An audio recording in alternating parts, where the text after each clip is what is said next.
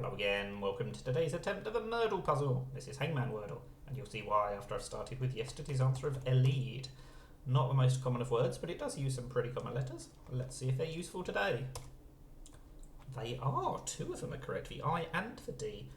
You can see at the top we've lost 2 lives. That's because we get 2 distinct wrong letters, the E and the L.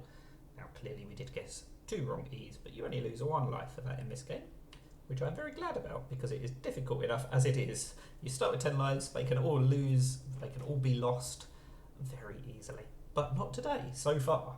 We've got a good start. Let's try not to mess it up. Now, are we going to go for an AID ending like braid? Or are we going to go for a DI ending like triad? I suppose it's actually perfectly safe to go for either of them. Not triad. Dirty. I don't know why I was thinking triad, because clearly it can't be correct. I was thinking triad because it uses lots of letters in common with braid.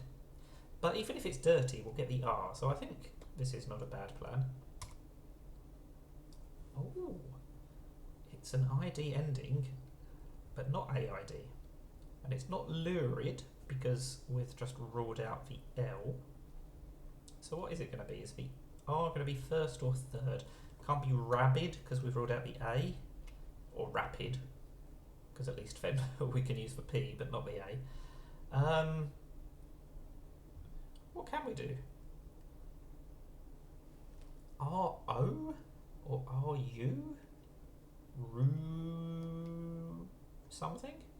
Rigid? I suppose rigid, again, it's perfectly safe because we won't lose a life for the wrong I, because there's also a correct I, even if there is a wrong I, which there might not be. And there isn't. Wow. Okay, so we needed to not think rigidly about that. That is a super good solve in the sense that we had loads of lives left. It wasn't very quick, but we had loads of lives left. That's the main thing. That is Murdle. Thank you for watching, and bye for now.